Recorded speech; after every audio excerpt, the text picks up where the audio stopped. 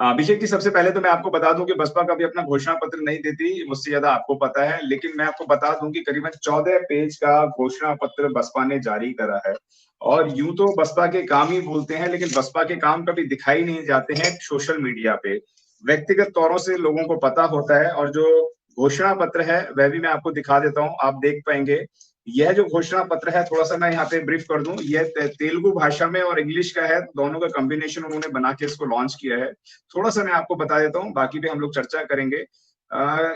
बहुत ज्यादा इसमें बहुत लेंथी बना रखा है। और ये घोषणा पत्र बसपा का जो भी होता है, उसमें जो भी कहा जाता है उससे ज्यादा ही देने का काम करती है। थोड़ा सा मैं आपको ब्रीफ कर देता हूँ, फिर हम लोग इस पर चर्चा को जारी रखेंगे। 10 लाख नौकरियां देने का काम कर रही है बसपा, जो है तेलंगाना के अंदर। ये तेलंगाना का घोषणा पत्र है, आर एस प्रवीण जी के नेतृत्व में ये बनाया गया है। और 10 लाख नौकरियां देने का काम कर रही है। 50% वुमेन्स को काम देने का भी काम करेगी। 100 स्टूडेंट्स को हर मंडल से बाहर भेजने का, विदेश में पढ़ाई का भी कार्य देखा गया है। 1 एकड़ लैंड जो है हर वुमेन्स को दिया जाएगा। ऐसे बहुत, मतलब कि बहुत बेहतरीन जो है उन्होंने एक घोषणा पत्र जारी करा है। हम लोग इस पे चर्चा करते हैं अभिषेक जी से। जी अभिषेक जी, क्या कहना चाहेंगे? मैंने अपने इस ऐसा घोषणा पत्र नहीं देखा है, क्योंकि घोषणा पत्र देख के मुझे भी खुशी हो रही है कि बसपा कभी अपना घोषणा पत्र नहीं देती थी और उसने घोषणा पत्र दिया है। और ऐसे कार्य दिए हैं जो बीजेपी और कांग्रेस दोनों ही परेशान है कि ऐसा घोषणा पत्र उन्होंने देखा भी नहीं होगा और सोचा भी नहीं होगा। वो सिलेंडर की बात करते हैं, रोजगार भी है, बच्चे के जन्म की बात भी है, उसके अंतिम संस्कार तक उसको पैसे का राइट्स कैसे होना चाहिए वो भी दिया है, बेटियों की शादी के लिए दिया है, एजुकेशन के लिए दिया है। और यहाँ पे बात खत्म नहीं हो जाती, आपके बच्चों को विदेशों में पढ़ाने का काम भी दिया जा रहा है। क्या कहेंगे, किस नजर से देखते हैं इस तरीके के घोषणा पत्र को कि बसपा ने पहली बार ऐतिहासिक एक कार्य करा है जो बहन जी के नेतृत्व में, और बहन जी के भी इसमें बहुत सारे कार्य दिए गए हैं। क्या कहना चाहेंगे सर? जी, आपका बहुत धन्यवाद। जहाँ तक बहुजन समाज पार्टी की बात है, तो ये एक बहुत कॉमन सी बात है बहुजन समाज पार्टी के बारे में कि बहुजन समाज पार्टी अपना घोषणा पत्र नहीं देती। जी। लेकिन बहुजन समाज पार्टी अपना घोषणा पत्र हमेशा बताती है कि हमारा घोषणा पत्र है क्या। जी। और बहुजन समाज पार्टी जो अपना घोषणा पत्र बताती है, वो कहती है कि भारतीय संविधान हमारा घोषणा पत्र है। जी। और ये बहुत कम लोग जानते हैं कि बहुजन समाज पार्टी की जो नीतियां हैं वो कहाँ से गाइड होती हैं, कहाँ से वो निर्धारित होती हैं। तो बहुजन समाज पार्टी को समझने के लिए जो बाबा साहब अम्बेडकर का पूरा आंदोलन समझना पड़ेगा। जो लोग समझते हैं वो जानते हैं कि बहुजन समाज पार्टी क्यों लुभावने वादे नहीं करती है और क्यों वो जो है जो घोषणा पत्र है, इस देश का जो घोषणा पत्र है उसको अपना घोषणा पत्र बनाती है। लेकिन चूंकि हमारे देश में जिस तरह का माहौल है, उस माहौल में जो विरोधी पार्टियां हैं वो जो जनता के भावनात्मक मुद्दे को बार बार घोषणा पत्र के माध्यम से लाके जनता को गुमराह करती रही है, ऐसा बार बार देखने में आया है। और दूसरी बात यह भी कि संविधान को घोषणा पत्र जो बहुजन समाज पार्टी कहती है, तो बहुत कम ऐसे लोग हैं जो संविधान को कभी वो उसका एक पेज भी पढ़े होंगे या कभी उन्होंने पढ़ने की कोशिश की होगी या समझने की कोशिश की होगी कि ये जो बहुजन समाज पार्टी संविधान को अपना घोषणा पत्र बताती है तो वो ये जाने कि वो संविधान में क्या लिखा हुआ है। तो इन सब चीजों से लोग ज्यादा बहुजन समाज के लोग गुमराह होते, खास करके मनुवादी पार्टियों के जो भावनात्मक चुनावी घोषणा पत्र होते, जैसे कि नरेंद्र मोदी ने घोषणा पत्र बनाया था कि 15 लाख रुपया देंगे, तो बहुजन समाज इससे काफी गुमराह हुआ। या जो और जैसे कांग्रेस बताती है कि हम जो है आएंगे तो जाति जनगणना कराएंगे, तो इससे भी लोग गुमराह होते हैं। क्यों? क्योंकि आज तक तो सत्ता में रही है, सारा जनगणना उसी ने कराया है, लेकिन जाति जनगणना कभी नहीं कराया है। लेकिन चूंकि बहुजनों के ये सब मुद्दे बहुजनों के दिल के करीब है, भावना से जुड़े हुए हैं, इसलिए क्या है, बहुजनों की भावना को क्या है, चुनावी घोषणा पत्र के माध्यम से जो मनुवादी पार्टियां हैं वो दोहन कर लेती थी और उसका नाजायज फायदा उठाती थी, जिसके कारण वो उनका वोट लेके सत्ता में आती थी। तो अब की बार तेलंगाना की जो बहुजन समाज पार्टी की यूनिट है, उसने एक सराहनीय कदम उठाया है कि उसने जो बहुजनों को गुमराह होने से बचाने के लिए जो चुनावी घोषणा पत्र, जिसको हम नाम दे रहे हैं, उस तरह का एक पैम्फलेट जारी किया है।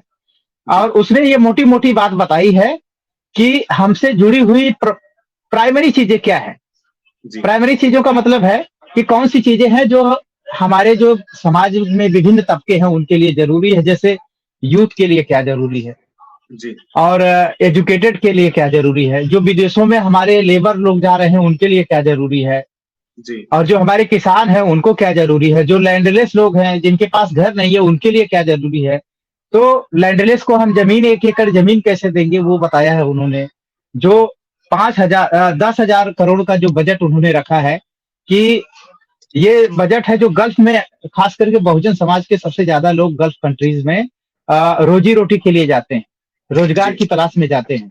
अगर उनके साथ कभी अनहोनी हो जाती है तो वो न परिवार उनकी मदद कर पाता है न वहां की सरकार मदद कर पाती है। तो ऐसे में जो है वो असहाय से हो जाते हैं, और वो बहुजन समाज के लोग हैं। क्योंकि यहाँ मनवादी सरकारें चलती हैं तो उनके हितों को कभी भी देखती नहीं है, इसलिए जी उन्होंने 10,000 का जो है फंड बनाया है कि कैसे हम जो गल्फ में हमारे बहुजन समाज के लोग नौकरियों की तलाश में, रोजगार की तलाश में जाते हैं, उनके लिए उनके वेलफेयर को हम कैसे ध्यान में रखेंगे। जी तो ये लेबर क्लास के लिए है। साथ में है कि 270 रुपए पहले मनरेगा में जो है, नरेगा के माध्यम से इस 100 दिन का रोजगार और उसमें 270 रुपए की मजदूरी थी, उसको भी बढ़ाया है।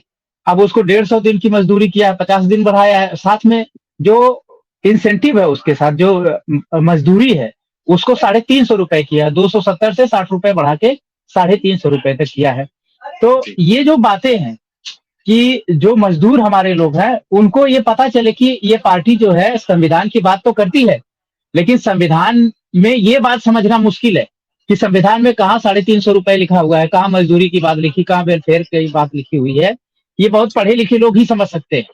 तो ये आम आदमी को ये बात समझाने के लिए कि ये सब जो बहुजन समाज पार्टी जो मैनिफेस्टो लेके आ रही है वो खास करके अपने यूथ का ध्यान रखी है, अपने जो महिलाएं हैं उनका ध्यान रखी है कि अगर हम जमीन भी देंगे तो वो महिलाओं के नाम से देंगे।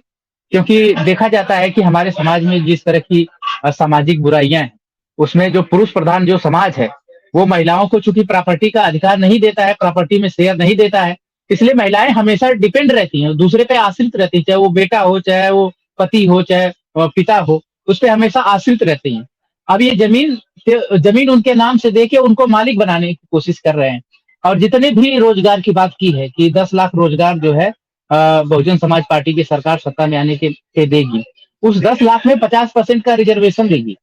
और जी किसको देगी? वो वुमेन्स को देगी। यही नहीं, जो आर्थिक आधार पे जो हमारे माइनॉरिटीज के लोग हैं, क्रिश्चियन है, मुस्लिम्स हैं, उनको भी 12% का रिजर्वेशन देने की बात की गई है इस जी जो मैनिफेस्टो है।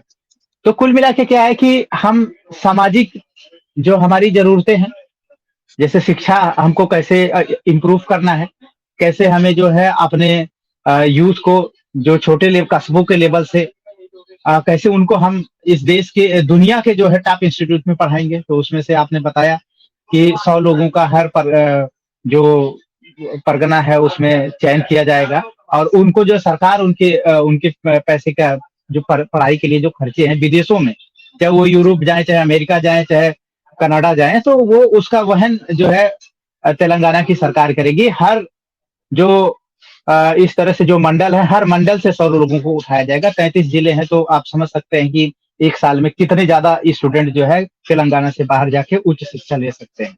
और वो भी उनकी गरीबी उसमें आड़े हाथ नहीं आएगी, वो गरीबी के कारण अपनी शिक्षा से वंचित नहीं हो सकते, या वो विदेशों में जो कुछ सीखना चाहते हैं तो उससे वंचित नहीं रह सकते। और इससे वंचित कौन होता है? सबसे ज्यादा बहुजन समाज के लोग होते हैं, क्योंकि इस देश में जिनके पास संसाधन है, जिनके पास सब कुछ है, वो अपने बच्चे को तो बिना किसी सहायता के भेज के पढ़ा देते हैं। लेकिन जो बहुजन समाज के बच्चे हैं, जो गरीब लोग हैं, वो अपने बच्चों को टैलेंट होते हुए भी पैसे के अभाव में नहीं कर सकते हैं। तो जो वेलफेयर स्टेट का जो कॉन्सेप्ट है भारतीय संविधान में, उसको इस मैनिफेस्टो के माध्यम से सबको समझाने की कोशिश की गई है कि ये संविधान में दी गई चीजें हैं जो आपको सरकार का दायित्व है कि आपको वो मुहैया कराए। तो वो यूथ के स्टूडेंट्स के मामले में किया गया है, कैसे यूथ की फीस दिया जाएगा, स्कॉलरशिप दिया जाएगा, और विदेशों में पढ़ने के लिए भी उनको भेजा जाएगा। उसके साथ साथ यूथ के साथ साथ जो है एम्प्लॉयमेंट की बात कही गई है कि जो भी 10 लाख का एम्प्लॉयमेंट है उसमें 50% महिलाओं की भागीदारी होगी। उसके साथ साथ रोजगार में जो है माइनॉरिटीज का जो रिजर्वेशन इंश्योर किया जाएगा, माइनॉरिटीज के साथ साथ जो इकोनॉमिकली वीकर्स हैं उनकी भी बात की गई है कि हम उनको भी रिजर्वेशन के माध्यम से उनका जो हक हकूक है वो भी इंश्योर करेंगे। उसके साथ साथ जो जमीनें हैं, जो खास करके ज्यादातर गरीबी का मूल कारण क्या है, जमीनें नहीं है लोगों के पास, संसाधन नहीं है लोगों के पास। अब जमीनें भी किसके नाम से दी जाएंगी, महिलाओं के नाम से दी जाएंगी, ताकि लोग ज्यादातर जो पुरुषों की बात होती है तो पुरुष लोग क्या है, जमीनों पे उनका जब नियंत्रण होता है, वो उनके मालिक होते हैं, तो वो क्या करते हैं, कभी कभी ऐसा देखा जाता है कि बिना परिवार की मर्जी से वो बेच देते हैं या कुछ इस तरह से मिस अप्रोप्रिएट कर देते हैं जो जमीनें उनको मिलती हैं। तो अब वो परिवार के पुरुष को न देखे, वो जमीनें महिलाओं के नाम से रहेंगी। महिलाएं देखा जाता है कि परिवार की पूरी जिम्मेदारी उठाती हैं। जैसे बाबा साहब अम्बेडकर भी कहते थे कि जब कोई पुरुष पढ़ता है तो वो अकेले उसको एंजॉय करता है, लेकिन जब कोई महिला पढ़ती है तो वो पूरे परिवार को आगे बढ़ाती है। तो अगर महिलाओं के नाम से महिलाओं का अगर मालिकाना हक अगर दिया जाता है तो उसका डायरेक्टली जो बेनिफिट है महिला पूरे परिवार को देने की कोशिश करेगी। ये कॉन्सेप्ट है उसके पीछे। और दूसरी बात है कि महिला आर्थिक रूप से जब मजबूत होगी तो वो सामाजिक रूप से भी मजबूत होगी, उसकी आवाज बुलंद होगी, वो अपने आप को डिपेंडेंसी से इंडिपेंडेंट बनेगी, तो वो ज्यादा विकास, वो देश के लिए ज्यादा विकास कर सकती है। तो उसको जमीनों पे मालिकाना हक देने की बात है। फिर इसके बाद है मकान देने की बात है। जो भूमिहीन लोगों को भूमि देने की बात है, चाहे वो पट्टे के माध्यम से हो, चाहे 1 एकड़ का खरीद के सरकार दे। और उसके साथ मकान देने की बात है कि बहुत सारे लोग जो है जिनके पास मकान नहीं है, घर नहीं है, वो बना नहीं सकते खुद का, तो सरकार उनको मकान भी मुहैया कराएगी। इस तरह का जो मैनिफेस्टो में है। तो कुल मिला के मैं इसको अगर ये कहूं कि ऐसा नहीं है कि बहुजन समाज पार्टी जो है मैनिफेस्टो पे बात नहीं करती थी, लेकिन बहुजन समाज पार्टी का जो मैनिफेस्टो था वो सारे लोगों को, जो सारे लोगों का इमोशन होता था वो उनको टच नहीं करता था। क्योंकि भारतीय संविधान से लोग जुड़े तो हैं, लेकिन लोग भारतीय संविधान को जितना पवित्र समझते हैं उतने पवित्रता के भाव से उसको पढ़ते कम है। इसलिए उनको ये नहीं पता चलता है, खास करके बहुजन समाज को, खास करके जो कमजोर तबके के लोग हैं, गरीब लोग हैं, उनको संविधान में क्या सहूलियत उनको उनके लिए ली है, उनको क्या मिलना चाहिए संविधान के कारण, सरकारों का क्या दायित्व है, ये बात नहीं समझ पाते।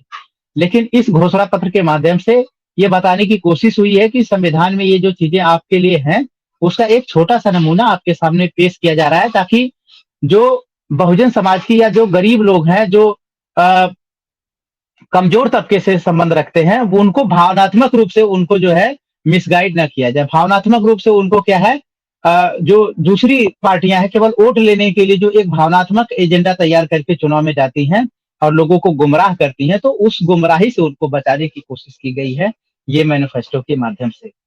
तो अगर आपने अभी तक हमारा चैनल सब्सक्राइब नहीं किया है तो सब्सक्राइब करें और घंटी का बटन बिल्कुल भी दबाना ना भूलें ताकि सभी लेटेस्ट खबरें पहुंच सकें आप पे सबसे पहले।